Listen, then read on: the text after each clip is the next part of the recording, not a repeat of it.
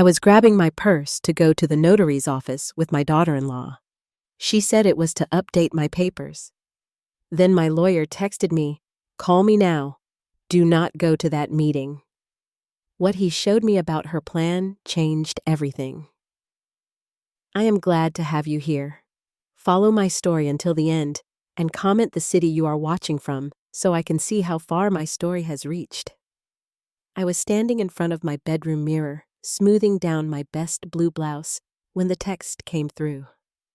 The sound of my phone buzzing against the nightstand made me pause, lipstick halfway to my mouth. At 68, I was not used to urgent messages, especially not on a Tuesday morning when I was getting ready for what should have been a routine trip to the notary's office. "Ready?" Linda Jessica's voice drifted up from downstairs. That artificially sweet tone she had been using with me for the past 3 weeks. My daughter-in-law had been unusually attentive lately, offering to help with errands, bringing me groceries I did not ask for, and insisting we update my important papers together. I picked up my phone, expecting maybe a reminder from my doctor's office, or one of those spam messages about my car warranty. Instead, I saw Michael's name on the screen. My lawyer never texted me. In the 15 years he had been handling my affairs, every communication had been through phone calls or formal letters. The message was short, but made my blood run cold. "Call me now. Do not go to that meeting." My hands started trembling as I read it again. The exclamation points were not like Michael at all.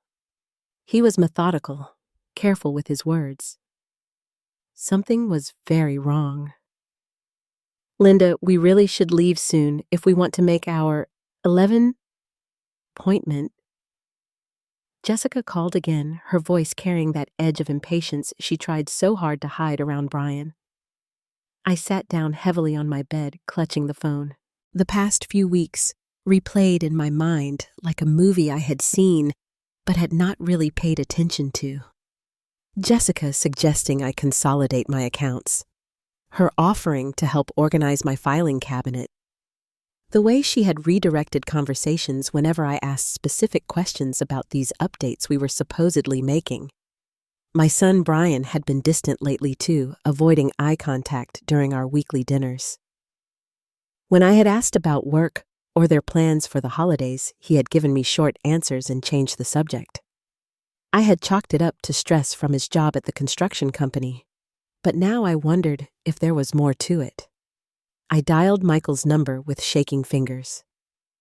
"Linda, thank God," he answered on the first ring. "Where are you right now?" "At home, getting ready to leave for the notary."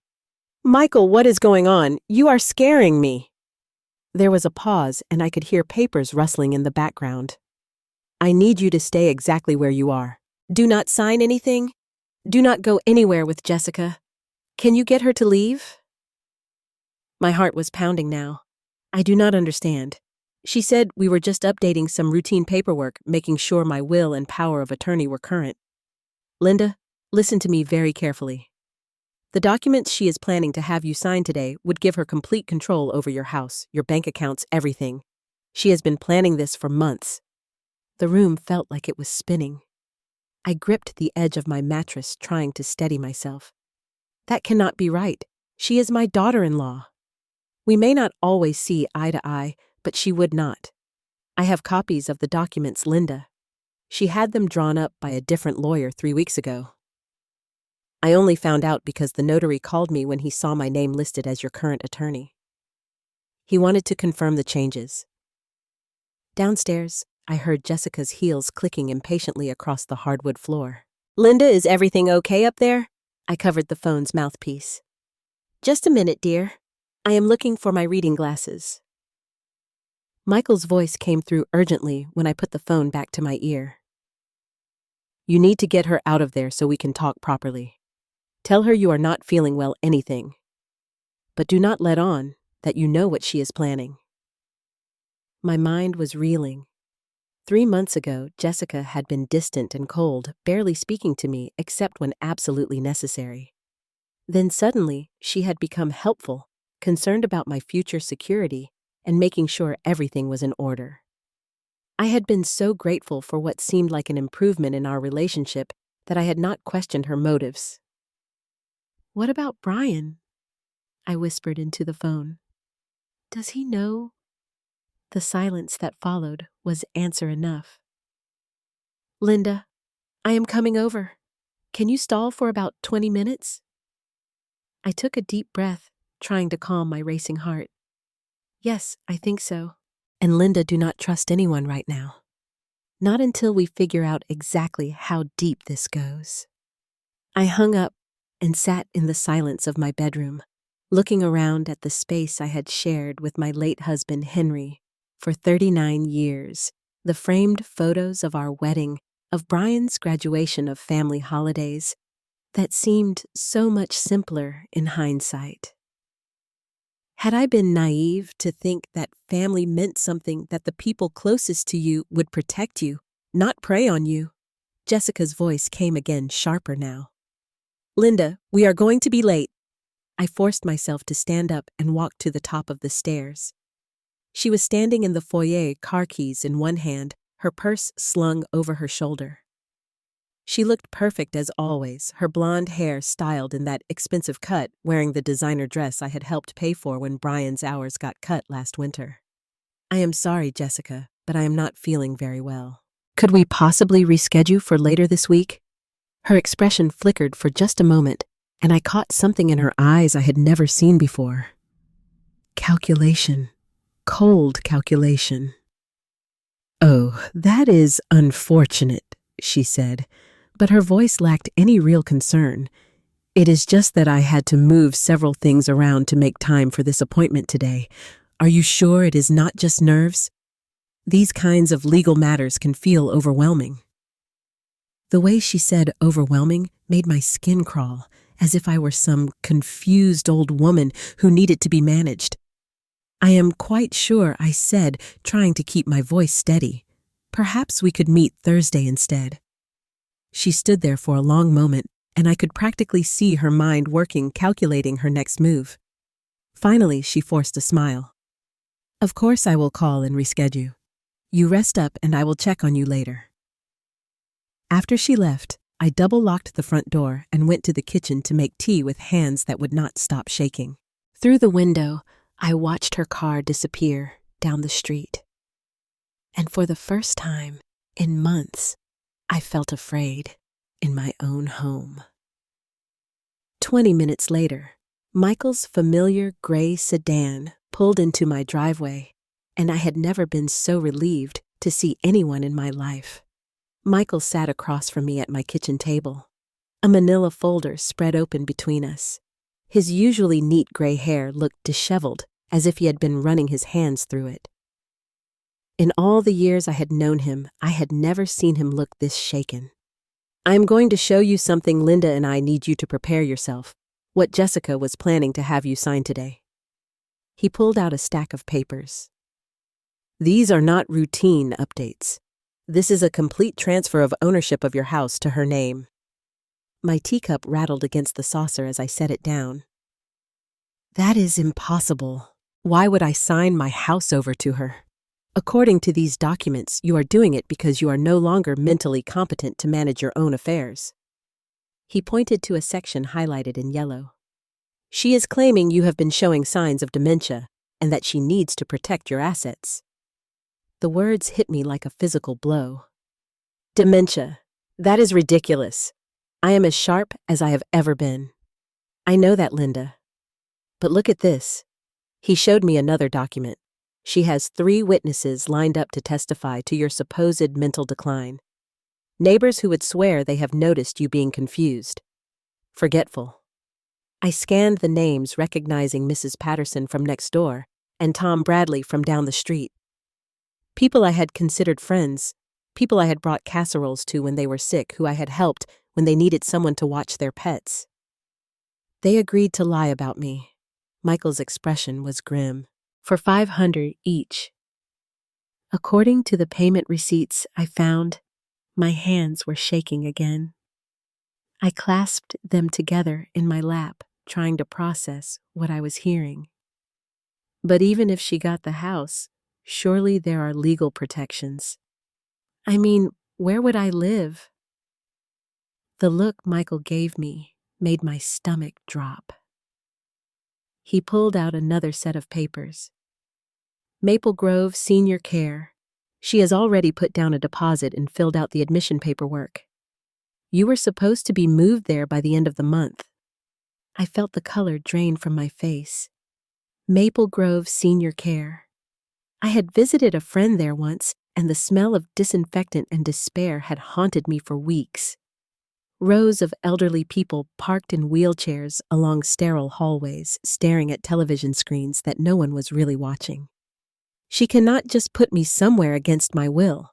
She can if she has legal guardianship, which is exactly what these documents would have given her.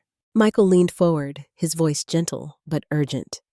Linda, once you signed these papers, you would have had almost no legal rights. She could have made every decision about your life, your money, your medical care. I stood up abruptly, needing to move to pace, to do something with the energy coursing through me. And Brian, what does my son have to say about all this? Michael was quiet for a long moment. When he finally spoke, his words were careful, measured. Brian's signature is on several of these documents as a witness. The kitchen tilted around me. I gripped the back of my chair to keep from falling. He knows? It appears so. Yes. My legs gave out, and I sank back into my chair. My son, my only child, the little boy I had rocked to sleep every night, who I had sat with through countless fevers and scraped knees, who I had worked double shifts to put through college. He knew they were planning to steal my home and lock me away. There is more, Linda. Michael's voice seemed to come from very far away. The house is not the only thing. She also has papers drawn up to access your savings account, your retirement fund, even Henry's life insurance money that you have been keeping for emergencies. How much are we talking about? Approximately $900,000. The number hung in the air between us like a death sentence. Not because it was so large, but because it represented my entire life's work. Henry's years as a machinist, my decades as a school secretary, every sacrifice we had made to build something to leave behind for our son. She knew exactly what I have, I whispered. Down to the penny, which means she has been planning this for a long time. These kinds of documents do not get drawn up overnight. I thought about all the times Jessica had offered to help me with my bills, insisting I was working too hard to manage everything myself. The way she had volunteered to take me to the bank when I needed to make withdrawals. How she had suggested I keep all my important papers in one place for convenience. She has been studying me, I said, the realization making me feel sick, learning my routines, my finances, my weaknesses. Michael nodded grimly. The notary told me she came in 2 weeks ago to review the documents, making sure everything was in order. She was very specific about the timing. What do you mean? She wanted to make sure the house transfer went through before Christmas. According to the real estate agent she contacted, she was hoping to have it on the market by January. My heart felt like it was being squeezed in a vice. She was going to sell my home, the house Henry and I bought when Brian was 3, where we raised him, where we celebrated every holiday. I am sorry, Linda, but yes, that appears to be the plan. I sat in stunned silence, looking around the kitchen, where I had made thousands of meals, where Henry and I had our morning coffee every day for 39 years, where Brian had done his homework at this very table. The thought of strangers walking through these rooms deciding whether our life together was worth buying made me feel physically ill. What happens now? I finally managed to ask. Now we make sure she cannot do this to you or anyone else. Michael began gathering the papers. I have already contacted the police about the fraud, but we need to be smart about this. If she realizes we know what she is planning, she might try something else. Like what I do not know, and I do not want to find out. He closed the folder and looked at me seriously. "Linda, I need to ask you something, and I need you to be completely honest. Have you felt pressured to sign anything else recently? Have there been any other unusual requests or suggestions about your finances or your health?" I thought back over the past few weeks. She has been very interested in my prescription medications lately, asking about my blood pressure pills, whether I ever feel dizzy or confused. Last week, she suggested I should see a doctor about my memory. Said she had noticed I was repeating stories. Michael's jaw tightened. "What did you tell her? That I felt fine that everyone repeats stories sometimes?" But she kept pushing, saying she was concerned about me living alone, that maybe I should consider having someone check on me more regularly. "Has she been in your house when you were not here?" The question sent a chill down my spine. "She has a key. I gave it to her and Brian for emergencies years ago." Michael made a note on his legal pad. "We need to change your locks immediately. And Linda, I want you to be very careful about what you eat or drink when they are around. If she has been planning this for months, there is no telling what else she might be capable of." The implication of his words hit me like a truck. "You think she would try to drug me? I think she has already demonstrated that she is willing to commit fraud, bribery, and conspiracy to get what she wants. I do not want to take any chances with your safety." As Michael left, promising to return the next morning with a locksmith and a plan, I found myself alone in the house that had been my sanctuary for so many years. But now, every creak of the floorboards, every shadow in the corners, felt threatening. The people I had trusted most in the world had been planning to destroy my life, and I had been completely blind to it. I walked through each room, seeing it now through Jessica's eyes, not as a home filled with memories, but as an asset to be liquidated. I wondered how long they had been discussing my future behind my back, planning my imprisonment while smiling to my face. But as I stood in my bedroom looking at the photo of Henry on my nightstand, I felt something else begin to stir alongside the fear and betrayal. Anger. Deep, burning anger that they thought they could do this to me, that they believed I was weak enough, foolish enough to be their victim. They had made a serious mistake in underestimating me. The locksmith left at 9 in the morning, and I was testing my new keys when Michael returned with a box of files that made my stomach clench just looking at it. He set it down on my dining room table with the weight of someone carrying evidence of a crime, which I was beginning to realize was exactly what it was. I spent all night going through everything he said, looking like he had not slept. "Linda, what I am about to tell you is going to be difficult to hear, but you need to know the full scope of what they were planning." I poured him coffee with hands that had stopped shaking but felt cold despite the warm October morning. "Show me everything." He opened the first folder and spread out something he had created. This goes back 18 months to right after Henry's funeral. 3 weeks after he died, Jessica started making inquiries about your financial situation. Inquiries with whom? Your bank, for starters. She called, claiming to be concerned about your ability to manage your accounts alone. She also contacted your insurance company, asking about the details of Henry's life insurance payout. I stared at the dates. 18 months ago, when I was still raw with grief, barely able to get through each day without falling apart. I remembered her being helpful then. She offered to drive me to appointments, help with paperwork. She was gathering information. Michael pointed to another entry. 2 months after that, she started researching assisted living facilities, not just Maple Grove Senior Care, but 6 different places. She toured them, collected brochures, asked about costs and admission procedures. The betrayal cut deeper than I had thought possible. While I was mourning my husband of 39 years, she was already planning to warehouse me somewhere out of the way. There is more. He opened another folder. Last spring, she began documenting what she claimed were incidents of your mental decline. She kept a journal. He handed me a photocopied notebook page in Jessica's neat handwriting. The entries made my blood boil. March 15th. Linda repeated the same story about her garden 3 times during lunch, clearly losing short-term memory. April 2nd. Found her confused about which day of the week it was. She was watering plants on a Thursday when she usually does it on Sunday. April 20th.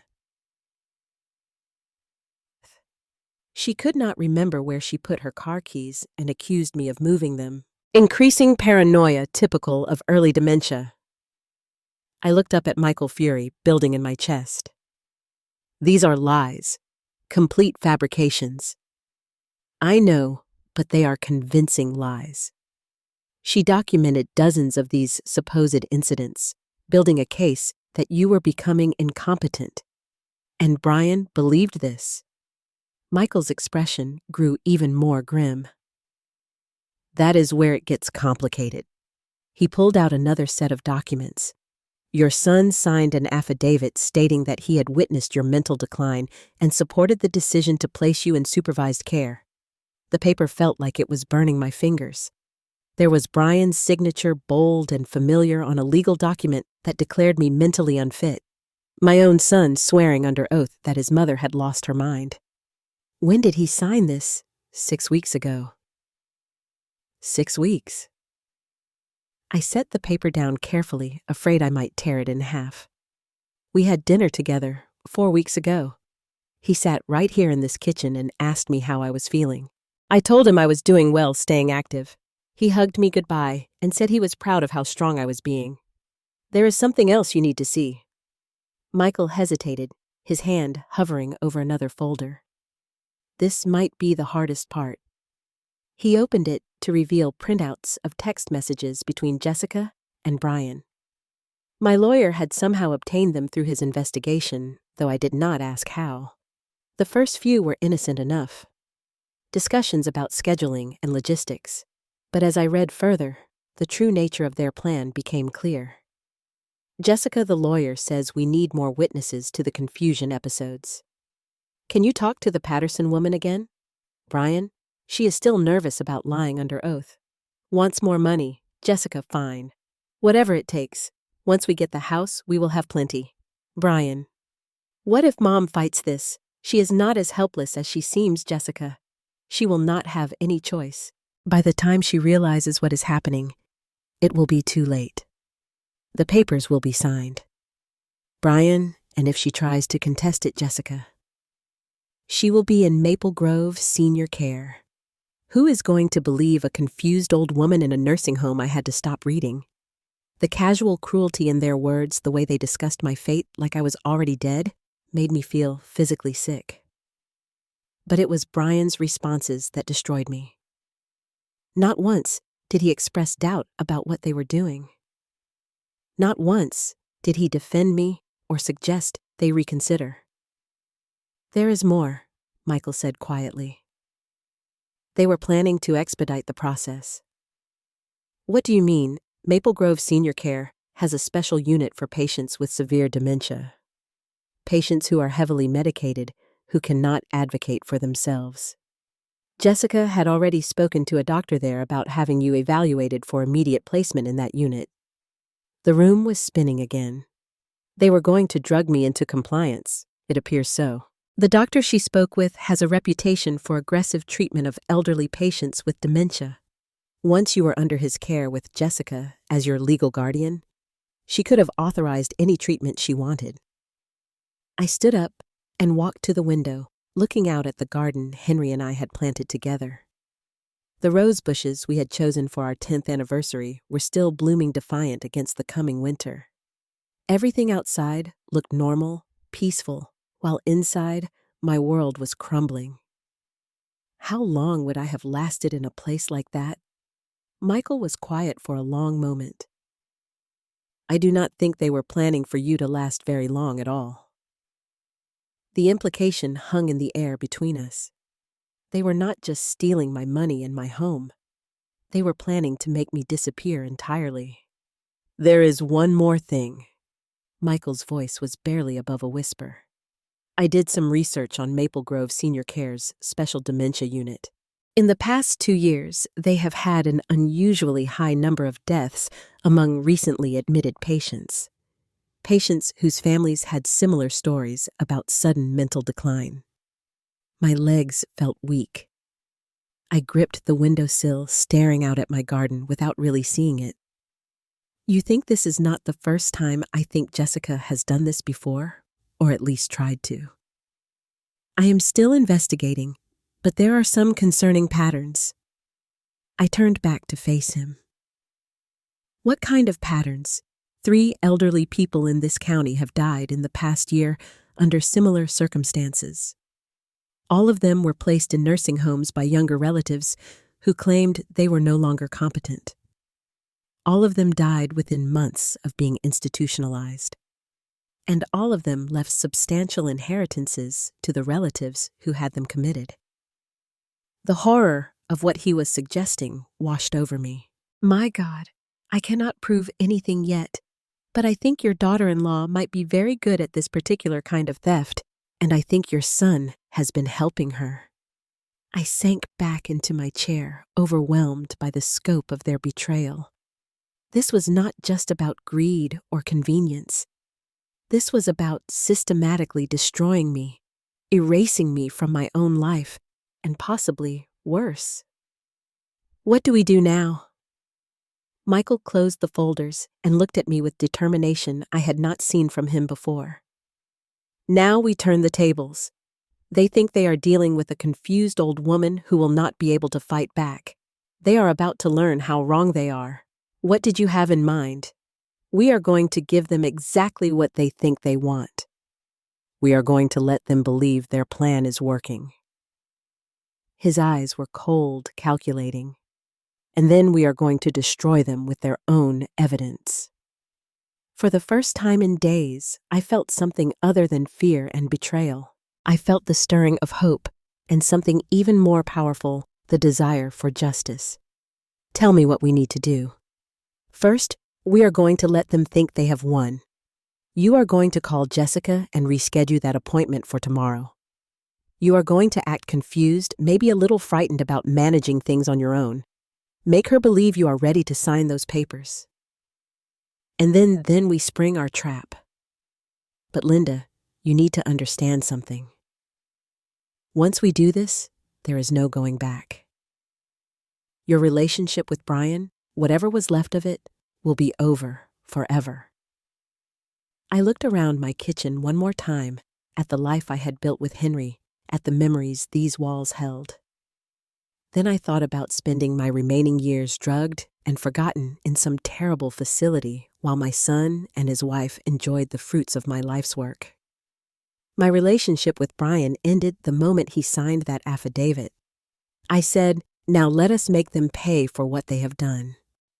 While Michael worked on the legal aspects of our plan, I decided to do some investigating of my own.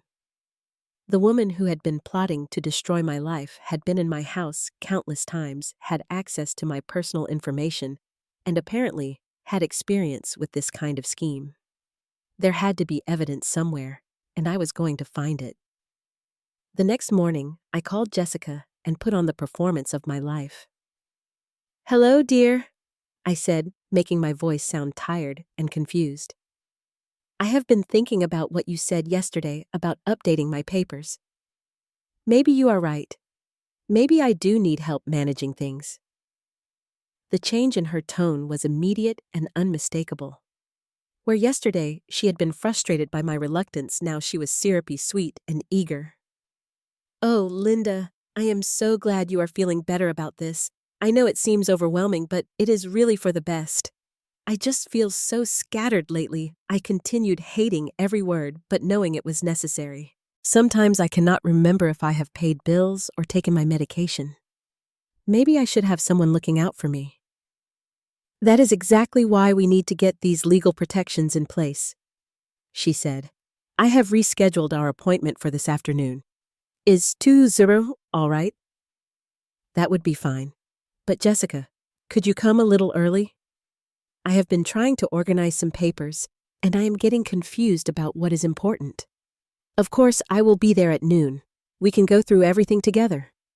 After I hung up, I called Michael to confirm our plan was in motion. Then I spent the morning setting up the small recording device he had given me, testing it until I was confident it would capture everything clearly.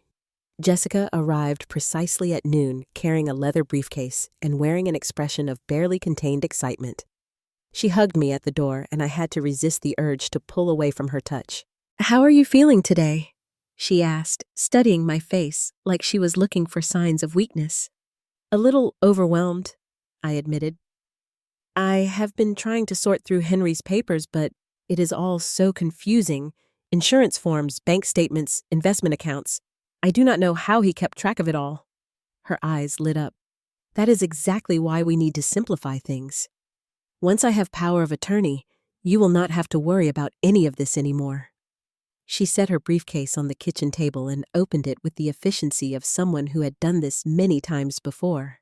Inside were the documents Michael had shown me, along with several others I had not seen.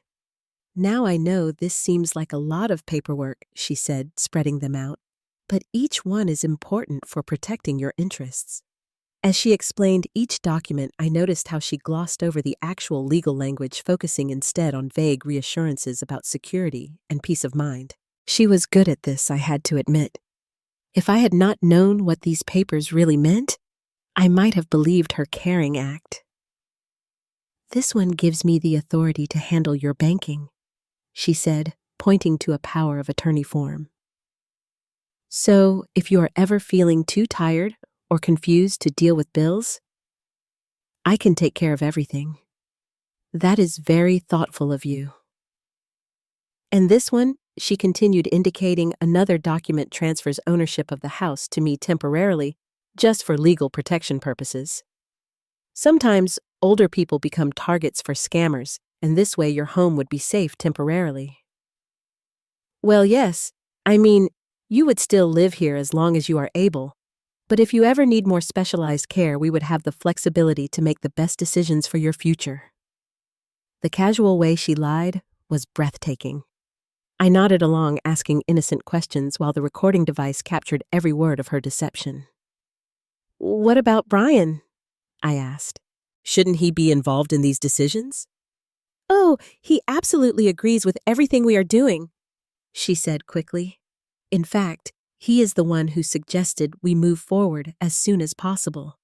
He has been very worried about you living alone, has he?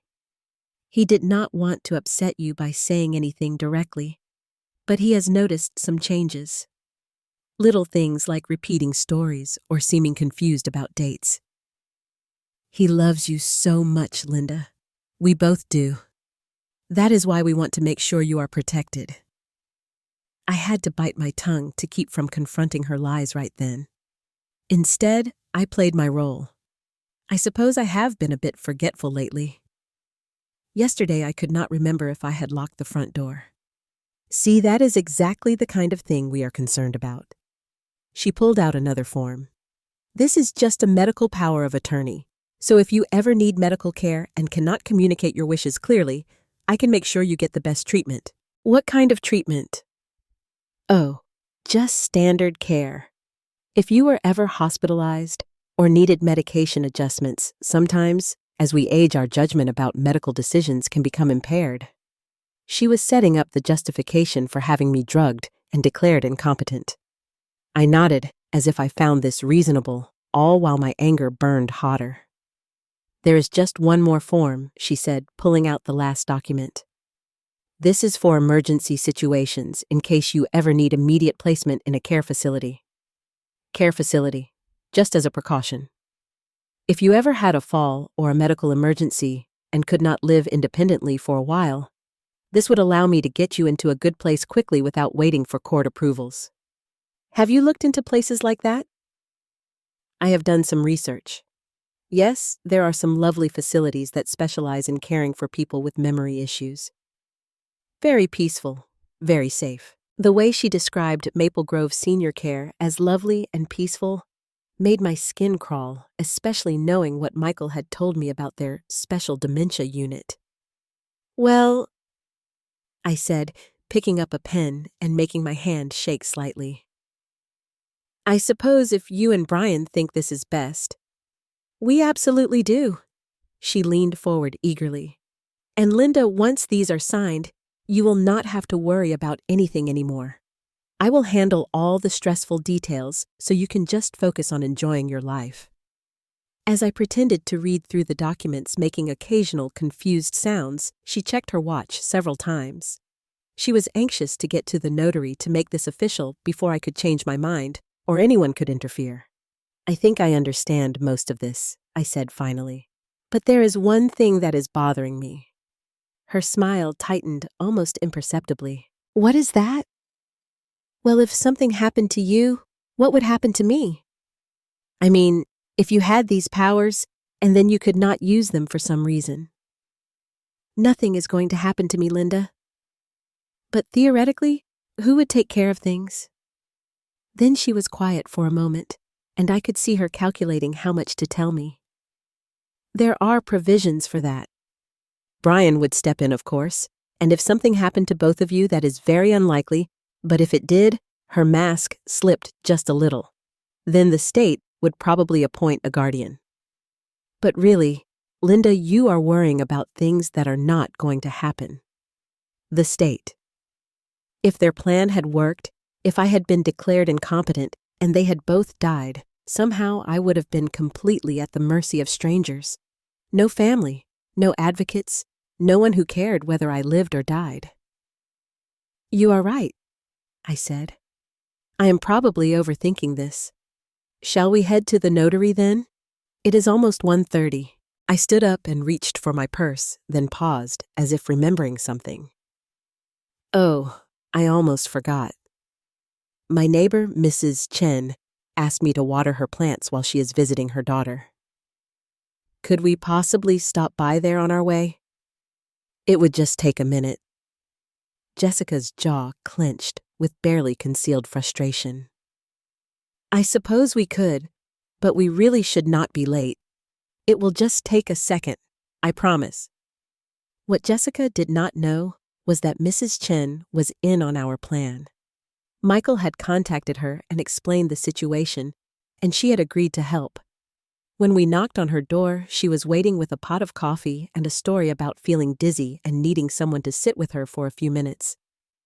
Oh, Linda, thank goodness you are here, she said, playing her part perfectly. I have been feeling so lightheaded. Could you stay just until my daughter arrives? She should be here any moment. I looked at Jessica apologetically. I cannot leave her alone like this. Could we reschedule the notary appointment? The look of fury that crossed Jessica's face was quickly replaced by false concern, but not before I had seen her true feelings. Of course, she said through gritted teeth. I will call and see if we can move it to tomorrow. Tomorrow might be difficult, I said.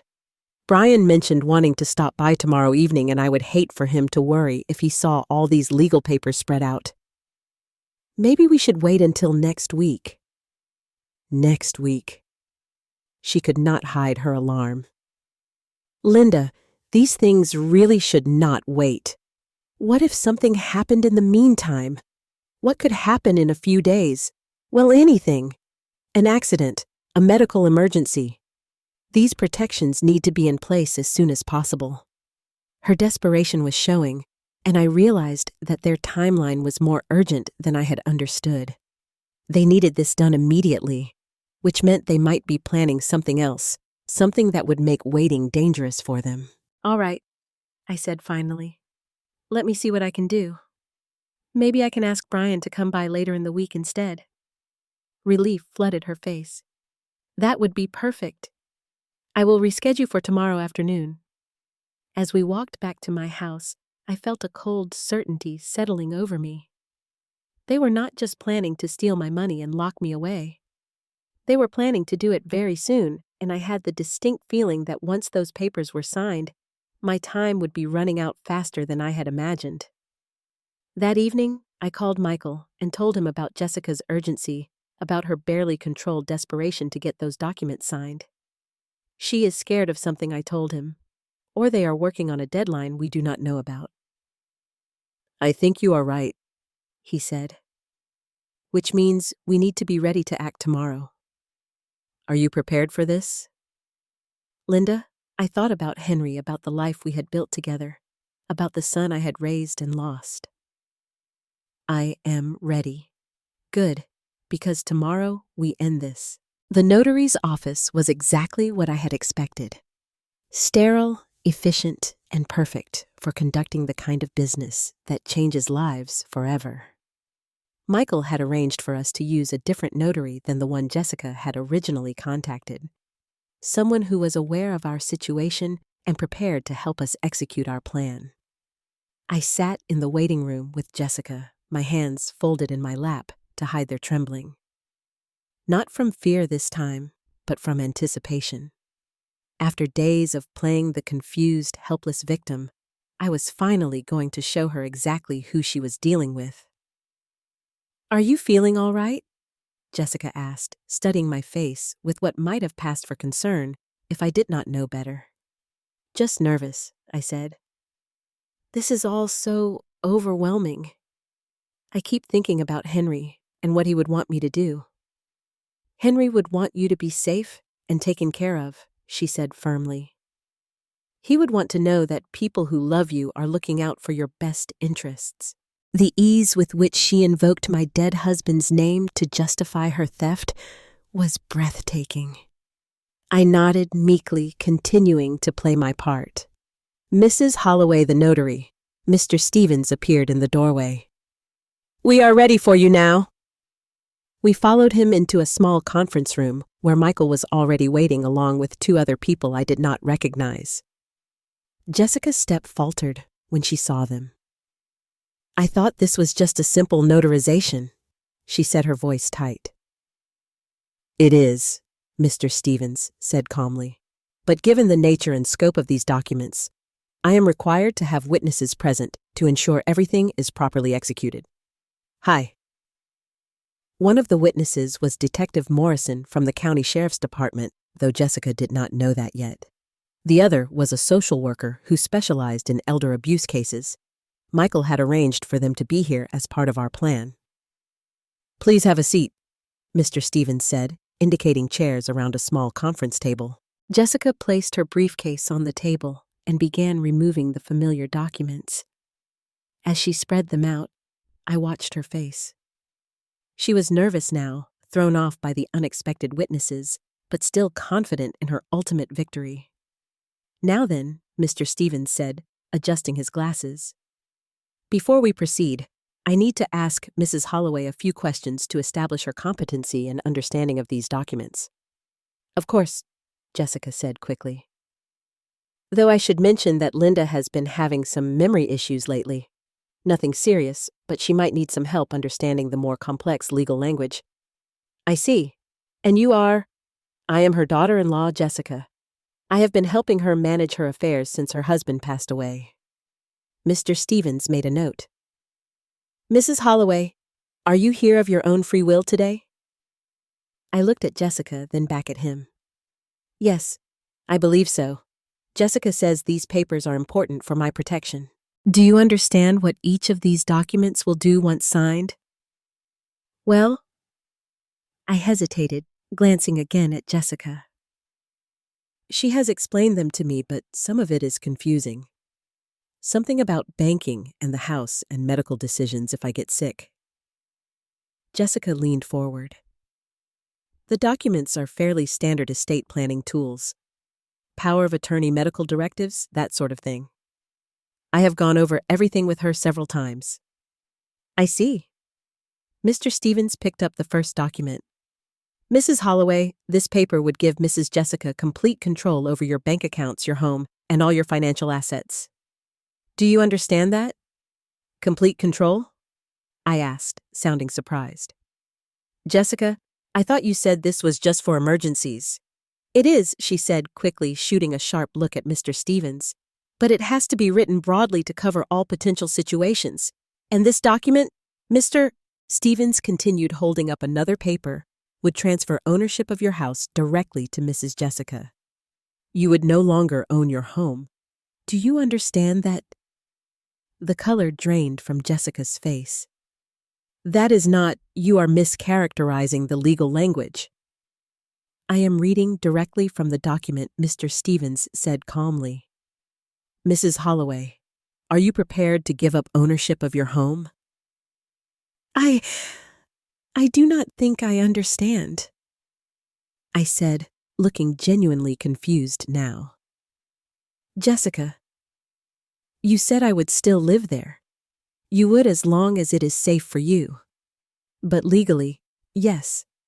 The house would be in my name for protection purposes. Protection from what Jessica was sweating now, realizing that her carefully constructed story was falling apart under scrutiny. From scammers, from people who might try to take advantage of you, like who? Well, anyone really. As people age, they sometimes become targets for fraud. Detective Morrison spoke for the first time. What kind of fraud are you concerned about, Mrs. Jessica? She turned to look at him clearly, wondering who he was and why he was asking questions. Just general financial fraud, identity theft, things like that. Have there been any specific incidents that prompted this concern? No, but it is better to be proactive. I see. And you believe that transferring Mrs. Holloway's assets to yourself would protect her from fraud. It would protect her from making decisions that might not be in her best interest. What kind of decisions? Jessica was trapped now, and she knew it. Every answer was digging her deeper into a hole, but she could not stop without abandoning her plan entirely. Well, if her memory continues to decline, she might forget things, bills, appointments, medication. She might make financial decisions that do not make sense. Has her memory declined significantly? Yes, quite a bit. She repeats stories, forgets conversations. Just yesterday, she could not remember whether she had locked her door. Detective Morrison made a note. That is interesting, because I spoke with Mrs. Holloway's doctor this morning. According to her recent medical records, she is in excellent mental health for her age. No signs of dementia or cognitive decline. Jessica's mouth opened and closed without sound. She looked like a fish, gasping for air. In fact, the detective continued. Her doctor was quite surprised when I told him about the concerns you had expressed. He said Mrs. Holloway has been managing her own affairs perfectly well and has shown no signs of confusion or memory loss during her appointments. There must be some mistake, Jessica said weakly. No mistake. We also spoke with several of Mrs. Holloway's neighbors. They all described her as sharp, independent, and fully capable of caring for herself. I watched Jessica's face as the full scope of her situation became clear. She was caught in a web of lies with no way out. However, Detective Morrison continued. We did find some interesting information about you, Mrs. Jessica. He opened a folder and pulled out several documents. It seems you have been researching Mrs. Holloway's financial situation quite extensively. Bank records, insurance policies, property values. You have also been in contact with several assisted living facilities, making inquiries about bed availability and costs. I was just trying to be prepared. Prepared for what? For when she might need care. But according to her doctor, she does not need care. She is perfectly healthy and competent. Michael spoke up for the first time. We also found these, Mrs. Jessica. He placed copies of her fake journal entries on the table, detailed records of incidents that supposedly demonstrate Mrs. Holloway's mental decline. Incidents that never actually happened. Jessica stared at the papers, her face white as chalk. We have statements from the neighbors you approached, asking them to lie about Mrs. Holloway's mental state in exchange for payment. Michael continued. We have records of your communications with the assisted living facility, including your inquiries about their secured dementia unit and their policies regarding heavily medicated patients. This is ridiculous, Jessica said, but her voice cracked. You are twisting everything. Are we? I asked, speaking in my normal voice for the first time since we had entered the room. Because it sounds like they have described your plan pretty accurately. She turned to look at me, and I saw the moment she realized I was not the confused old woman she thought she was manipulating. "You," she whispered. "I have been recording our conversations, Jessica. Every lie you told me, every false reassurance, every detail of your plan to steal my home and lock me away to die." I pulled out the small recording device and set it on the table. "It is all here." Her composure finally shattered completely. "You do not understand. You cannot live alone forever. You need someone to take care of you. Someone like you. Someone who was planning to drug me and warehouse me in a nursing home while you sold my house and spent my money. It is not like that. Then what is it like? Explain to me how stealing my life savings and having me declared incompetent was for my own good." She could not answer. She sat there, opening and closing her mouth like she was trying to find words that would make this all make sense. But there were no such words. "Where is Brian?" Detective Morrison asked. "We would like to speak with him as well." "He does not know anything about this," Jessica said quickly. "This was all my idea." I laughed, a sound completely devoid of humor. "Really? Because I have text messages between you two discussing how to handle the confused old woman and planning how to split up my assets. You cannot have those." Michael obtained them through legal channels as part of his investigation. "Your husband signed legal documents declaring me mentally incompetent." "Jessica, he is as guilty as you are." The social worker, who had been silent throughout the confrontation, finally spoke. "Mrs. Jessica, what you have described amounts to elder abuse, fraud, and conspiracy. These are serious criminal charges. I was trying to help her by lying about her mental state, by planning to have her forcibly medicated, by stealing her home." Jessica looked around the room, desperately searching for someone who might believe her, someone who might help her.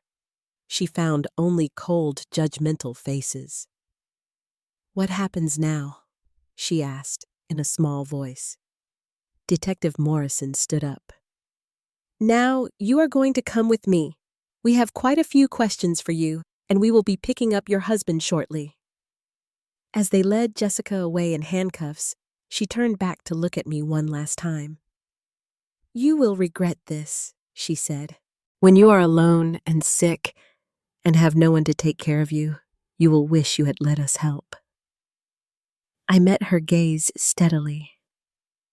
"I would rather die alone than live one more day under your care." The door closed behind them, and I was left sitting in the conference room with Michael and Mr. Stevens. For a moment, none of us spoke. "How do you feel?" Michael asked finally. I thought about it for a moment. "Free," I said.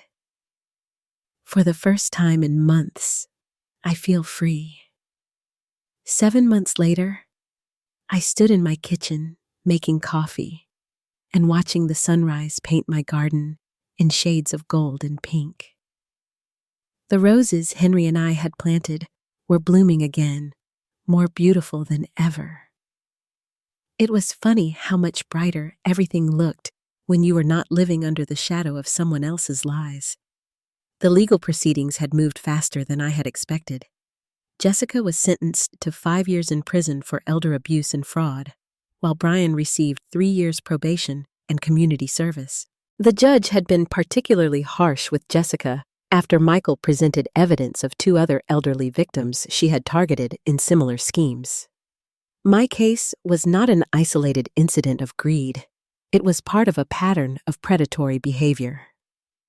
I had not spoken to Brian since the day he was arrested.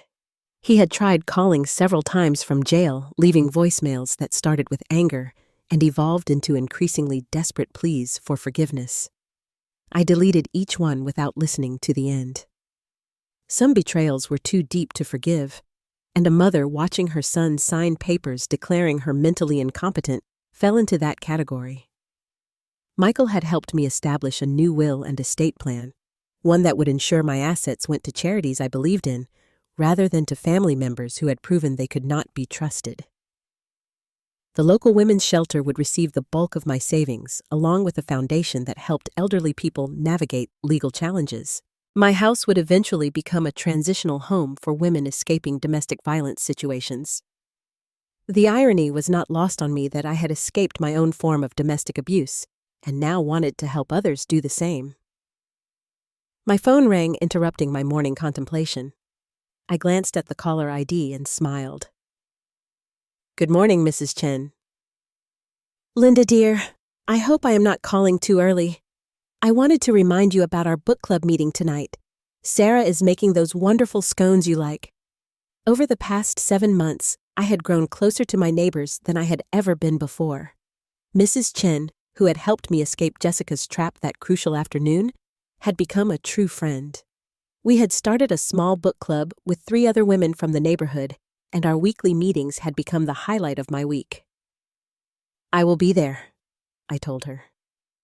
"I finished the novel yesterday, and I have some thoughts about the ending."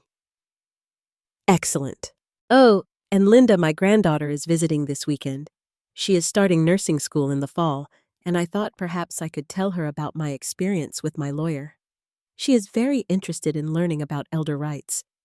I discovered that my story had become something of a cautionary tale in legal circles.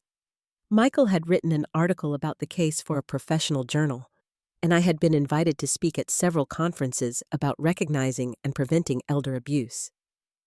At first, I had been reluctant to share such personal details with strangers, but I had come to understand that my experience could help protect other vulnerable people.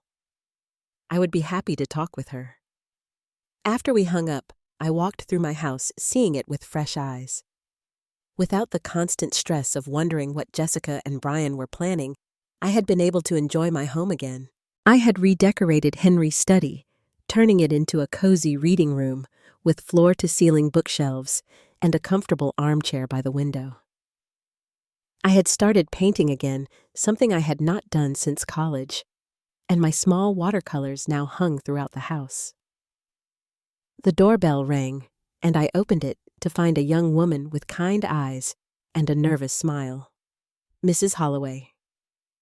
"I am Jennifer Martinez from the County Social Services Department. I have an appointment." I had forgotten about our meeting. Jennifer was a social worker who specialized in elder abuse cases, and she had asked to interview me for a training program she was developing. "Of course. Come in. Would you like some coffee?" We settled in my living room, and Jennifer pulled out a small recording device. "I hope you do not mind, but I would like to record our conversation for training purposes. Your case has become an important example of how these schemes operate." "I do not mind at all. Can you tell me about the first signs that something was wrong? What made you suspicious?" I thought back to those early days when Jessica had suddenly become helpful and concerned. "It was actually the kindness that should have warned me," I said. "After years of barely tolerating me, she suddenly wanted to be involved in every aspect of my life. She was too eager to help, too insistent on taking over responsibilities I had been managing perfectly well." That is a common pattern we see. The abuser establishes themselves as indispensable before revealing their true intentions. Exactly, and they are very good at making their victims feel helpless. Jessica constantly reminded me how complicated things were, how overwhelming it must be for someone my age to handle everything alone. She was trying to convince me that I needed her. Jennifer made notes as we talked. "What would you tell other elderly people who might be in similar situations?" "Trust your instincts. If something feels wrong, it probably is. And do not be afraid to ask for help from someone you trust. Someone who does not have anything to gain from your situation, like your lawyer, like my lawyer." Michael had no personal interest in my money or my property. His only concern was protecting my legal rights. That is the kind of person you want in your corner. We talked for over an hour about warning signs, legal protections, and resources available to vulnerable adults. As Jennifer packed up her materials to leave, she hesitated. "Can I ask you something personal? Do you ever regret not trying to reconcile with your son?" It was a question I had been asked before, usually by well-meaning people who believed that family bonds should transcend any betrayal. I had given it a lot of thought over the past 7 months. No, I said simply. Brian made his choice when he decided to participate in Jessica's scheme. He could have protected me, warned me, or simply refused to be part of it. Instead, he chose to help her steal my life and lock me away to die. That is not the action of someone who loves me. That is the action of someone who saw me as an obstacle to his financial future. That must be very painful. It was. But I had learned that sometimes the most loving thing you can do for yourself is to walk away from people who are toxic, even if they are family. I am happier now than I have been in years. And I was. After Jennifer left, I spent the afternoon working in my garden, preparing the flower beds for winter. As I worked, I thought about the life I was building for myself. It was smaller than the life I had shared with Henry, quieter than the chaotic family gatherings I had once tried so hard to maintain, but it was authentically mine. That evening at book club, as we discussed the novel's themes of redemption and second chances, I realized that I was living my own second chance. At 68, I discovered that it was possible to start over to build new relationships based on mutual respect rather than obligation. To find purpose and joy in unexpected places. What did you think of the ending? Sarah asked me. Some people found it too neat, too optimistic. I thought about her question as I sipped my tea and looked around the circle of women who had become my chosen family. I think sometimes life gives us exactly the ending we are brave enough to demand. I said the protagonist could have accepted her circumstances, could have stayed trapped in a situation that was slowly killing her spirit. Instead, she chose to fight for something better. I found that inspiring. Mrs. Chen smiled at me knowingly. She understood that I was not just talking about the book. Later that night, as I prepared for bed, I found myself thinking about Jessica and Brian. I wondered if they ever thought about what their lives might have been like if they had chosen differently, if they had been content with what they had, instead of scheming to take what belonged to someone else. I hoped that somewhere in their punishment and consequences, they might learn something about the value of integrity and the cost of betrayal. But mostly, I hoped they would leave me alone to enjoy the peace I had fought so hard to achieve. Standing at my bedroom window, looking out at the street where I had lived for over 30 years, I felt a deep sense of satisfaction. This house, this life, this future, it was all still mine. Jessica and Brian had tried to steal it from me, had come closer to succeeding than I liked to think about, but in the end, they had failed. I was still here, still independent, still making my own choices about how to spend my remaining years. I had turned what could have been my greatest vulnerability, my age, my widowhood, my trust in family, into my greatest strength. I had learned that I was more resilient than I had ever imagined, more capable of standing up for myself than anyone had given me credit for.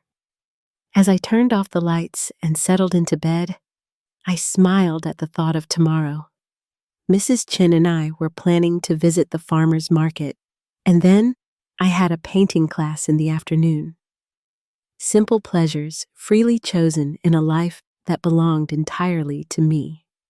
For the first time in months, I fell asleep without checking the locks on my doors or worrying about what tomorrow might bring. I was safe in my own home, surrounded by people who genuinely cared about me, living a life built on truth instead of lies. It had taken 67 years and a near catastrophic betrayal. But I had finally learned the most important lesson of all. Sometimes the best family is the one you choose for yourself. And the sweetest victory is simply surviving with your dignity intact. Now I am curious about you who listened to my story. What would you do if you were in my place? Have you ever been through something similar? Comment below. And meanwhile, I am leaving on the final screen 2 other stories that are channel favorites, and they will definitely surprise you. Thank you for watching until here.